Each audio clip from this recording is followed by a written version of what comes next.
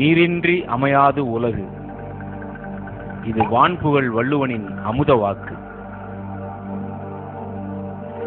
மனிதன் உயிர் வாழ்வதற்கு அத்தியாவசிய தேவையான உணவு உற்பத்தி மற்றும் குடிநீர் தேவையை பூர்த்தி செய்வது நீர் ஆதாரங்களே ஆகும். அதிலும் முக்கியமாக பாலாறு, காவேரி நதிகளில் இருந்து தண்ணீர் தமிழ்நாட்டின் அண்டை மாநிலங்களான ஆந்திரா மற்றும் கர்நாடகா இவைகளால் மறுக்கப்பட்டு யாவரும் அறியாமல் மெதுவாக தமிழகம் வறண்ட பாலைவனமாக ஆகிக்கொண்டு வருகின்றது. தமிழ்நாட்டில் தென் மாவட்டங்களை வளப்படுத்தும் பெரியாறு அணையிலும் தேவையில்லாத சிக்கலை கேரள அரசு உருவாக்கி உள்ளது. இந்த 30 ஆண்டுகளாக நடைபெற்று வரும் முல்லை பெரியாறு பிரச்சனையின் உண்மை பின்னணி என்ன? இந்த சிக்கலுக்கு என்னதான் தீர்வு? இவற்றை பொதுமக்களுக்கு எடுத்துச் சொல்வதுடன் தமிழக மக்களுக்கு நியாயமான தீர்வு கிடைக்க வேண்டும் என்பதே இக்குறும்படத்தின் நோக்கமாகும். 17ஆம் நூற்றாண்டின் இறுதியில் தமிழ்நாடு மற்றும் இந்தியாவின் பிற பகுதிகளிலும் உணவு பஞ்சம் தலைவிரித்து ஆடியது.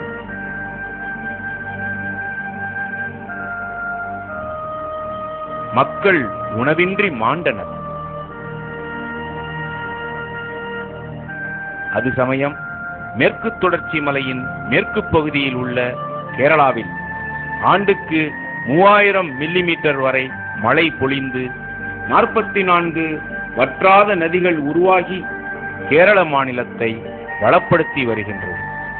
மேலும் கேரளாவில் சமவெளி குறைவாக உள்ளதால் அதிக அளவு தண்ணீர் மேற்கு நோக்கி பாய்ந்து வீணாக அரபிக்கடலில் கலக்கின்றது. இதை கண்ட அன்றைய ராமநாதபுரத்து அரசரின் பிரதம அமைச்சர் உயர் திரு முத்து அருள பிள்ளை அவர்கள் 1778ஆம் ஆண்டு ஒரு வல்லுநர் குழுவை அனுப்பி கேரளாவில் மேற்கு நோக்கி ஓடும் முல்லை பெரியாறு ஆற்றினை தமிழகத்திற்கு திருப்பிவிடும் சாத்தியக்கூறினை ஆராய பணித்தார். வல்லுநர் குழுவும் சாத்தியம் என்று தெரிவித்தது. ஆனால் நிதி நிலைமை காரணமாக அத்திட்டம் கைவிடப்பட்டது. பின்பு வந்த ஆங்கிலேய அரசால் மேற்கொள்ளப்பட்ட பல ஆய்வுகளுக்கு பிறகு 1882ஆம் ஆண்டு பெரியாற்றின் குறுக்கே ஒரு அணை கட்டி நீரை தேக்கி புறக்கரையில் மலையை குடைந்து குகை வழியாக நீரை தமிழகத்திற்கு கொண்டு வர ரூபாய் 62 லட்சத்தில் தயாரிக்கப்பட்ட ஒரு முன்னீடு 1884ஆம் ஆண்டு ஒப்பளிக்கப்பட்டது. பின்பு 1887ஆம் ஆண்டு அணை கட்டும் வேலை தொடங்கி பல இடையூறுகளுக்கு இடையில் 1895ஆம் ஆண்டு கர்னல் பென்னி குயிக் என்ற ஆங்கில பொறியாளரால் கட்டி முடிக்கப்பட்டது. முல்லை பெரியாறு அணை கட்டப்படுவதற்காக அன்றைய ஆங்கிலேய அரசு திருவாங்கூர் சமஸ்தான மகாராஜாவுடன் 1886ஆம் ஆண்டு ஓர் ஒப்பந்தம் செய்து கொண்டது. அதன்படி ஒப்பந்த காலம் 999 வருடம். அணையில் நீர் தேங்கக்கூடிய சுமார் 8000 ஏக்கர் பரப்பளவுக்கு நிலத்துக்கு குத்தகையாக ஏக்கருக்கு ரூபாய் 5 வீதம், வருடத்திற்கு ரூபாய் 40,000. கூறப்பட்ட நிலத்தின் வழியாக வரக்கூடிய அனைத்து நீருக்கும் உரிமை. நிலத்தில் அணை மற்றும் அதை சார்ந்த பாசன வேலைகள் செய்ய உரிமை. நீர்பிடி பகுதியில் மீன்பிடிக்கவும் உரிமை. நீர்பிடி பகுதியில் உள்ள கல், தாது பொருட்கள், மரம் மற்றும் அனைத்து செடிகொடிகளையும் பயன்படுத்திக் கொள்ள உரிமை. அதிகாரிகள், வேலையாட்கள் மற்றும் அவர்களை சார்ந்தவர்கள் செல்ல, பொருட்கள் கொண்டு செல்ல உரிமை. அணை கட்டுதல் மற்றும் பாசன வேலைகள் பராமரிப்பிற்காக நீர்பிடி சார்ந்த பகுதியில் சுமார் 100 ஏக்கர் நிலத்திற்கும் உரிமை. முல்லை பெரியாறு நதி மற்றும் அணை தற்பொழுது கேரளாவில் இடுக்கி மாவட்டத்தில் உள்ள தேவிகுளம் பீர்மேடு தாலுகாவில் உள்ளது. தேவிகுளம் பீர்மேடு தாலுகா கிபி 12ஆம் நூற்றாண்டு வரை பாண்டிய மன்னர்கள் ஆட்சியில் இருந்த பகுதியாகும். அதன் பிறகும் சேரநாட்டில் ஒரு காலத்தில் கொடிகட்டி பறந்த பூஞ்சார் சமஸ்தானம் என்னும் பூனியாறு தமிழ் சமஸ்தானமாகும். முல்லை பெரியாருக்கும் அதனை சார்ந்த தமிழ் பகுதிக்கும் உரிமை உடையவர் பூனையாற்று தம்பிரானை தவிர திருவாங்கூர் மகாராஜா அல்ல. அப்பொழுது மதுரையை ஆண்ட ஆங்கில அரசு இப்பகுதி திருவாங்கூர் சமஸ்தானத்திற்கு உட்பட்டது என தவறாக கருதி பெரியாறு அணை கட்டி 155 அடி வரை தண்ணீர் தேக்கினால் நீர் பிடிக்கக்கூடிய நிலப்பரப்பு 8000 ஏக்கருக்கு ஆண்டுக்கு ரூபாய் 40,000 வீதம் குத்தகை பணமாக வழங்க முன்வந்ததும் திருவாங்கூர் மன்னர் புதையல் கிடைத்தது போல் மகிழ்ந்து அந்த ஒப்பந்தத்தை ஏற்றுக்கொண்டார்.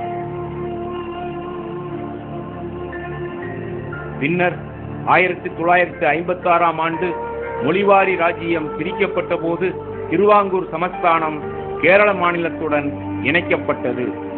தேவிகுளம் பீர்மேடு தாலுகா பகுதிகள் 90% தமிழர்கள் வாழ்ந்த பகுதியாக இருந்தாலும் அவை கேரளாவுடன் சேர்க்கப்பட்டது. எனவே பூர்வீகமாக தமிழனுக்கு சொந்தமான முல்லை பெரியாறு அணைப்பகுதி கேரள பகுதியாக மாறியது. இன்றைய சிக்கலுக்கு வித்து அன்றே தவறுதலாக விதைக்கப்பட்டது. பெரியாறு நதி தமிழ்நாட்டில் சிவகிரி மலையில் உற்பத்தியாகி முல்லை ஆற்றுடன் சேர்ந்து முல்லை பெரியாறாக கேரளாவில் பாய்கின்றது. ஆகவே முல்லை பெரியாறு வடிநில பகுதி கேரளாவும் தமிழகமும் இணைந்த பன்மாநில வடிநில பகுதியாகும். இதன் அடிப்படையில் முல்லை பெரியாறு நீரினை பெறுவதற்கு தமிழ்நாட்டிற்கும் முழு உரிமை உள்ளது. ஆனால் அணையும் நதியும் கேரளாவில் இருக்கின்றது. அதில் நமக்கு என்ன உரிமை?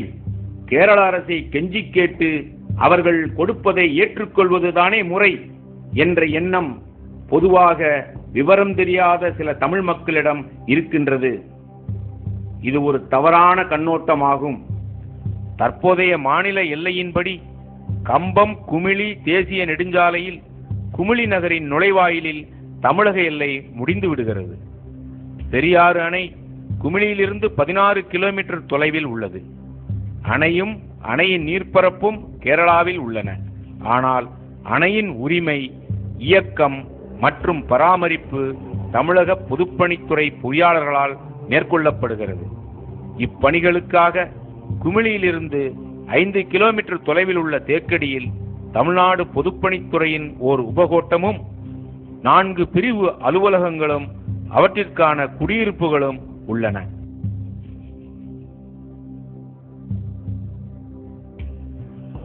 முல்லை பெரியாற்றின் குறுக்கே கட்டப்பட்ட அணையில் தேக்கப்படும் நீர்பிடிப்பிலிருந்து ஏறக்குறைய 2 கிலோமீட்டர் தூரம் வெட்டப்பட்ட கால்வாய் மூலம் தேக்கடி கொண்டு வரப்பட்டு பின் தேக்கடி தலைமதகு மூலமாக மேற்கு தொடர்ச்சி மலையை குடைந்து உருவாக்கப்பட்ட சுமார் 2 கிலோமீட்டர் நீளமுள்ள குகை, அதாவது டனல் வழியாக தமிழகத்திற்கு கொண்டு வரப்பட்டு பின்பு சுருளியாற்றுடன் இணைக்கப்பட்டு அதனால் தமிழகத்தில் 2,08,000 ஏக்கரில் தண்ணீர் விவசாயத்திற்கு பயன்படுத்தப்பட்டு வருகின்றது. பின்பு 1956ஆம் ஆண்டு இந்த நீரை பயன்படுத்தி மின்சாரம் தயாரிக்க தமிழக பகுதியில் 4 அணை கட்டப்பட்டது.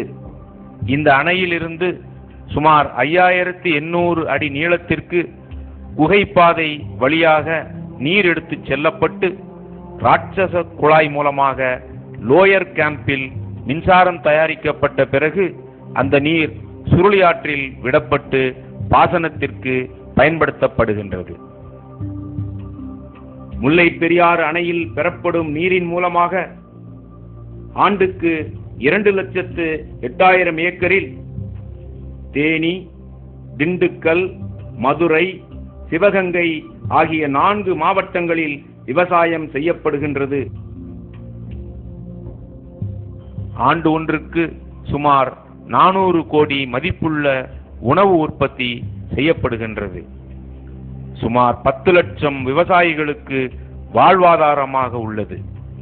மதுரை மாநகர் உட்பட தேனி, திண்டுக்கல், மதுரை, சிவகங்கை ஆகிய மாவட்டங்களில் சுமார் 60 லட்சம் மக்களின் குடிநீர் ஆதாரமாகவும் உள்ளது.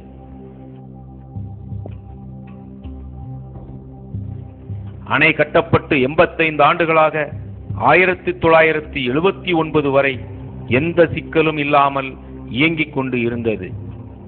இந்நிலையில் 1976ஆம் ஆண்டு கேரள அரசு முல்லை பெரியாற்றில் இந்த அணைக்கு கீழே 50 கிலோமீட்டர் தொலைவில் கேரள அரசின் மிகப்பெரிய நீர்மின் திட்டமான இடுக்கி அணையினை கட்டியது.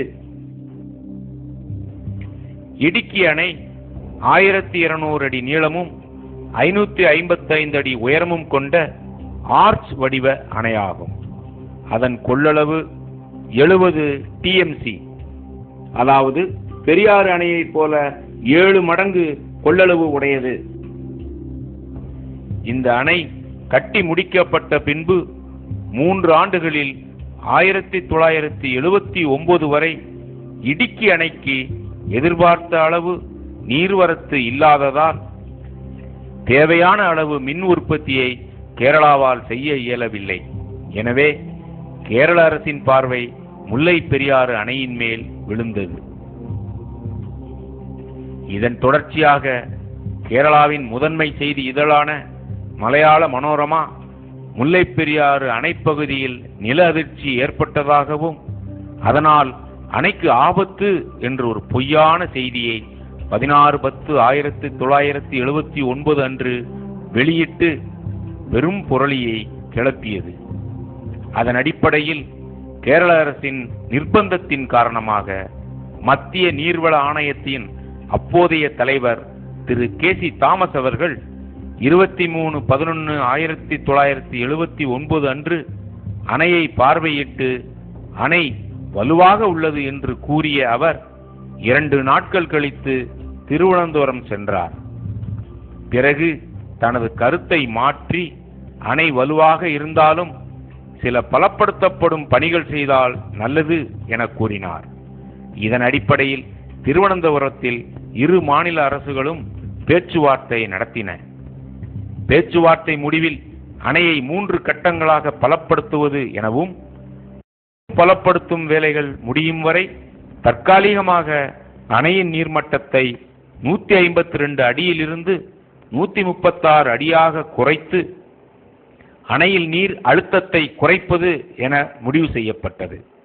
முல்லை பெரியாறு அணையின் முன்பகுதியும் பின்பகுதியும் சுண்ணாம்பு கலவையினால் கட்டப்பட்ட கல் கட்டிடமாகும். அணையின் நடுப்பகுதி சுண்ணாம்பு கலவை கான்கிரீட்டால் நிரப்பப்பட்டது. அணையை பலப்படுத்தும் பணி 3 கட்டமாக அவசரகால நடவடிக்கைகள், இடைப்பட்ட கால நடவடிக்கைகள், நீண்டகால நடவடிக்கைகள் என முடிக்கப்பட வேண்டும் என்று முடிவு செய்யப்பட்டது. முல்லை பெரியாறு அணை ஒரு புவியீர்ப்பு